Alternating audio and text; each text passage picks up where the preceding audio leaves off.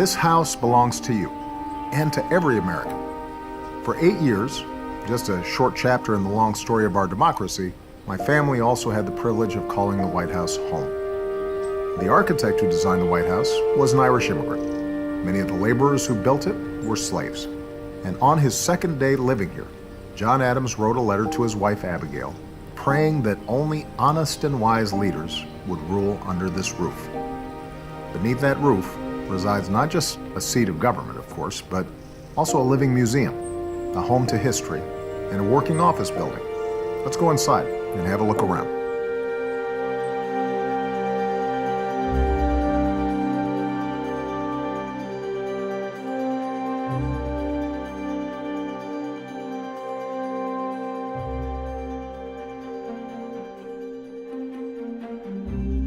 Just inside the north entrance of the White House, this is the Cross Hall.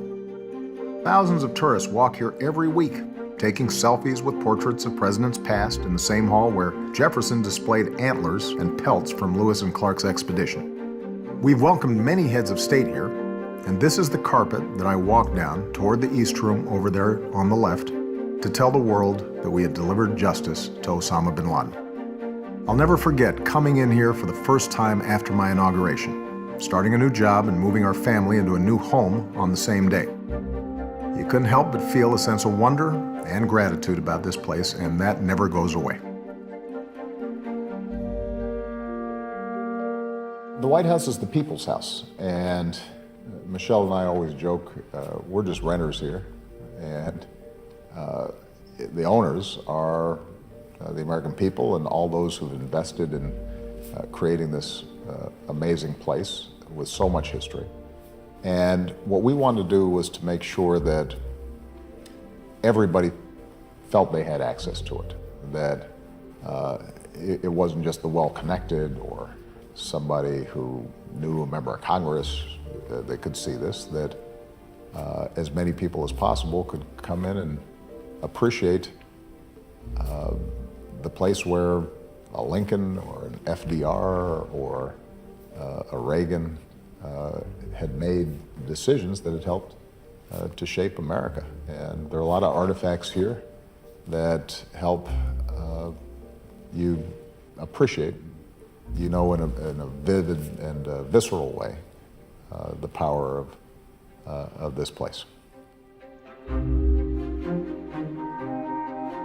Next door to the Oval Office is the Cabinet Room, with the Rose Garden just beyond those windows. The President sits at the center of the table, opposite the Vice President, and each Cabinet Secretary's seat is assigned according to when their department was established. Sitting in this room gives you the most diverse snapshot of the breadth of issues a president confronts on a daily basis.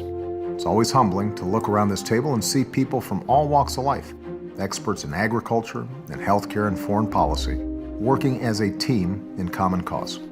This is also where I met with congressional leaders early in 2009 as we planned America's response to the deep economic crisis we inherited at the start of my presidency. It's where President Kennedy convened his national security advisors during the 13 harrowing days of the Cuban Missile Crisis and met with NASA to plan the mission to the moon. And it's where Harry Truman took the oath of office in 1945 after Franklin Roosevelt, our longest-serving president, died. I've hung a portrait of Truman on the wall to the right, just by the entrance.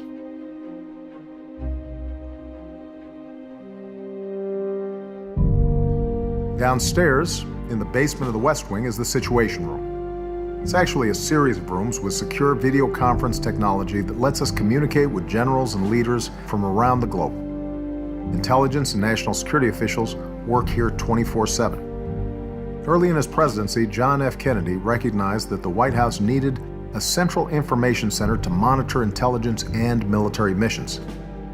His successor, Lyndon Johnson, used these rooms during the Vietnam War, as did George H.W. Bush during the first Gulf War, and George W. Bush after 9/11. You might know the Situation Room best as the place where we planned the raid on bin Laden, and then watched it unfold. I'll never forget the tension of those critical hours. Back upstairs, the Roosevelt Room is the original location of the President's office in the West Wing. When Teddy Roosevelt had the West Wing built in 1902, this is where he worked. Franklin Roosevelt expanded the West Wing including moving the Oval Office to its current location. But it was in this room that he crafted the bold proposals that became the New Deal. This is the room where my staff and I watched Congress pass the Affordable Care Act, and where I've convened community leaders and business leaders and listened to their ideas about our economy, epidemics like gun violence, and great challenges like our changing climate. When you're dealing with the toughest issues of our time, it's inspiring to sit in a room named for the Roosevelts, not only because of Teddy and Franklin. Look to your left, and you'll see a bust of former First Lady Eleanor Roosevelt next to the lamp.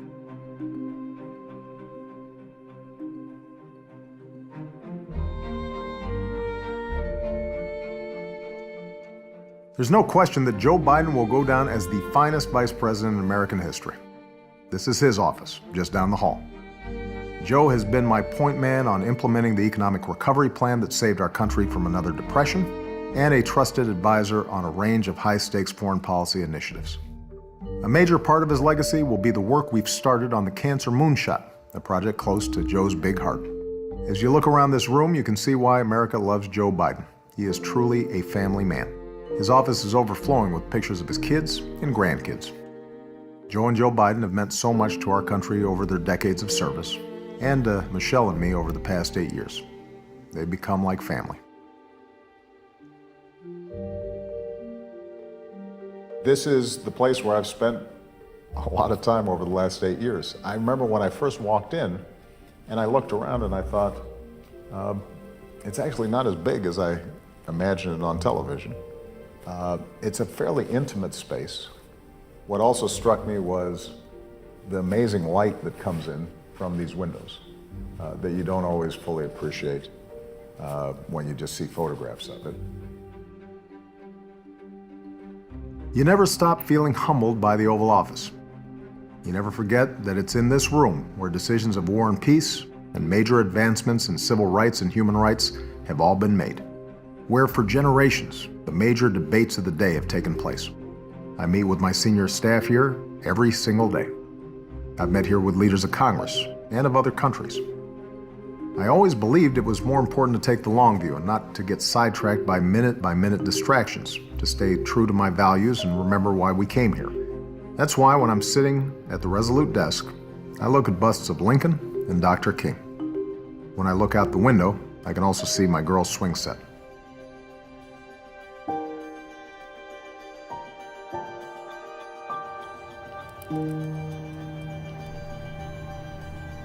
The first day coming into this house was a whirlwind because it's inauguration day. You don't get access to this house until the day that the president-elect takes the oath of office and actually becomes the president of the United States.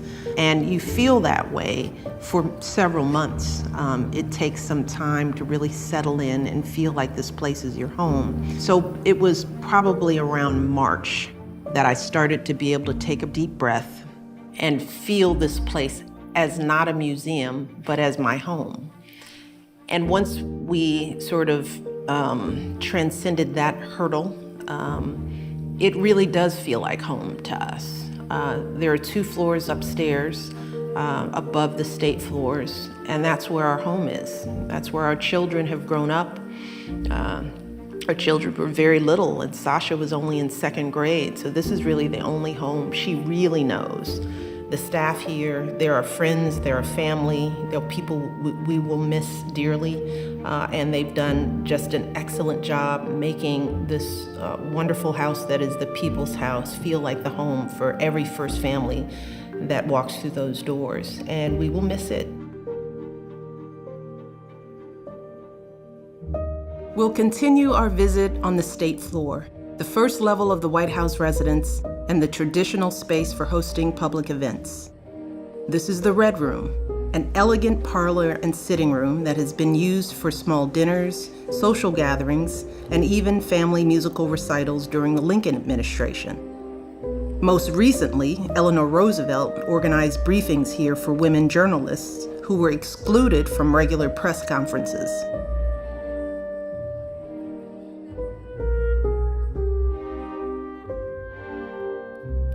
Early on, the Green Room served as Thomas Jefferson's dining room. A few years later, James Madison came here to sign America's first declaration of war, which began the War of 1812 against Great Britain. These days, this is a quiet space where my husband and I often privately greet our guests or thank performers for coming to the White House before we head next door to the East Room for a concert or event.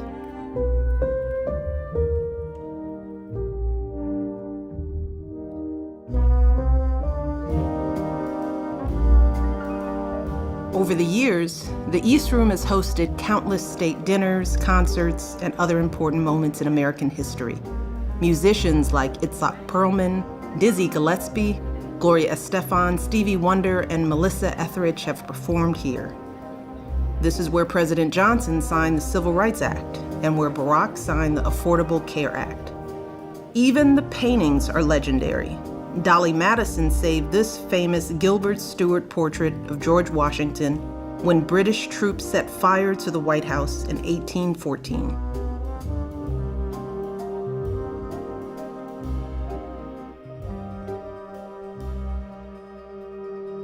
On the ground floor, the Vermeer Room honors previous First Ladies who have lived in this home and blazed a trail for the rest of us.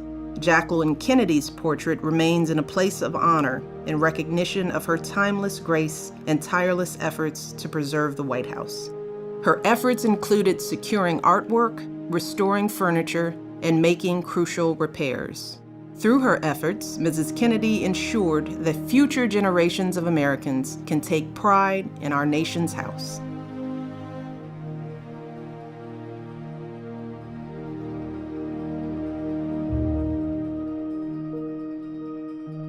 The state dining room might look spacious now, but try to picture it with over 200 guests and performers during an official state visit. It took a lot of careful planning to set up a state dinner here to welcome the Chinese president, President Xi, back in 2011. Fortunately, we have a great team in the White House, and everyone pitched in, from the social office to the electricians to our fabulous chefs. As you're looking around, make sure to take in the new drapes, which echo the distinctive band of Kailua blue on our Obama China service, a color representing the waters off the coast of Hawaii where my husband was born and raised.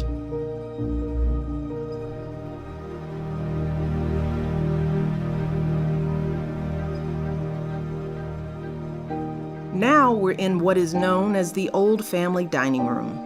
As recently as the Kennedy administration, this is where the first families would often come to eat, which meant dressing up and coming downstairs for a proper dinner. It was a formal space that didn't really lend itself to the kind of relaxed family meals we prefer in the Obama family. This room was never a part of the official White House tour. And because we wanted to broaden the tour and show more of the White House, this was the room that was primed for renovation and remodel. This is one of the few places where we're really getting to showcase modern and abstract art. And my favorite piece in the entire room is Alma Thomas's piece, Resurrection. It's a beautiful, vibrant painting that, represents hope and possibility, which is an important theme of this administration. But it's also important to me because Alma Thomas is the first female African-American artist to have her work be a part of the White House collection. So that's an exciting part of the story of this room. Inclusiveness, contemporary art, life, vibrancy, all of which I think is representative of what this administration stands for.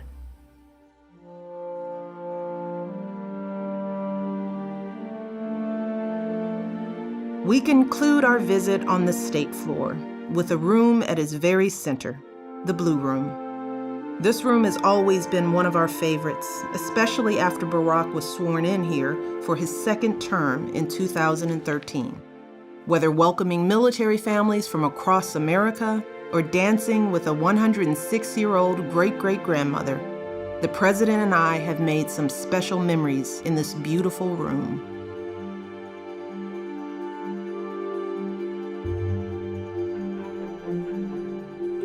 Like the blue room directly above it, you'll notice the diplomatic reception room is a big oval. This design dates back to George Washington's time, who saw oval rooms as a symbol of democracy.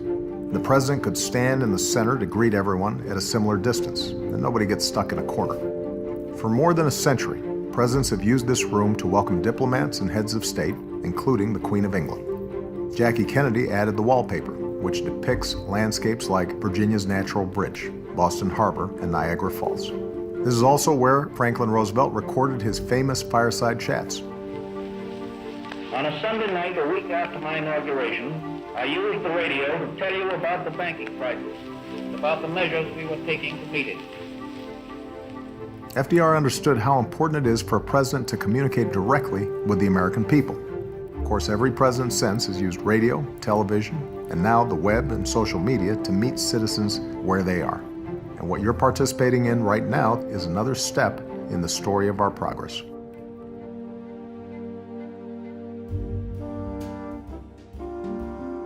I took you to the Oval Office.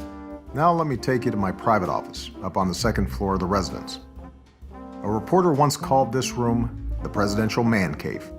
I don't know about that, but it is where I spend a lot of time at the end of the workday, going through briefing books and writing speeches, and reading 10 of the letters that I get every day from the American people. I happen to be a night owl, and this is where I work. It's called the Treaty Room. It's on this big desk, where President McKinley ended the Spanish-American War. It's also where President Kennedy signed the Nuclear Test Ban Treaty. But presidents have fun here too. Apparently, President Eisenhower liked to play bridge here, and I've watched my share of Bulls games on the big screen TV.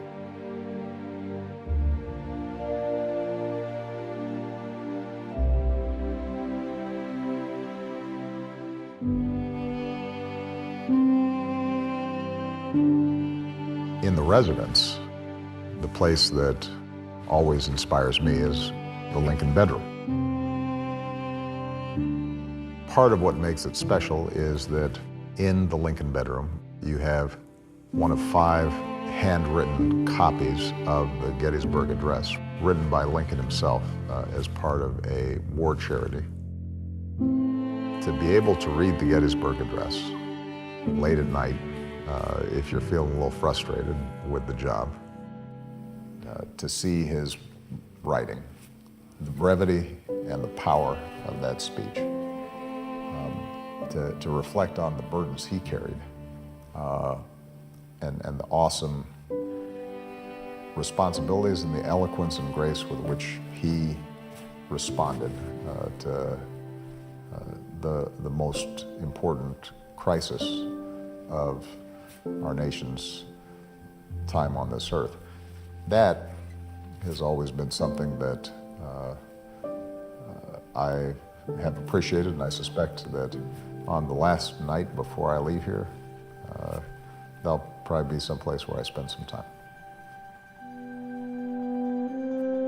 It's been the privilege of my life to serve as your president and commander-in-chief. The country's changed a lot in the 8 years that we've been fortunate enough to call the White House home. And as my family moves out, by so many measures, America is a stronger, safer, better educated, and more tolerant country than we were on the day we moved in. That's not just because of what happened in these rooms. It's because of what happened in homes and schools and factories and communities and in hearts all across our great country. It's because of the resilience and resourcefulness of the American people. And that's what gives me confidence that our best days still lay ahead. Every president moves to 1600 Pennsylvania Avenue with the full awareness that it is a temporary address. In our time here, we made some great progress, great friends, and great memories. That's what I'll take with me most, the same way you carry memories of your own homes. This is where we watched our daughters grow up.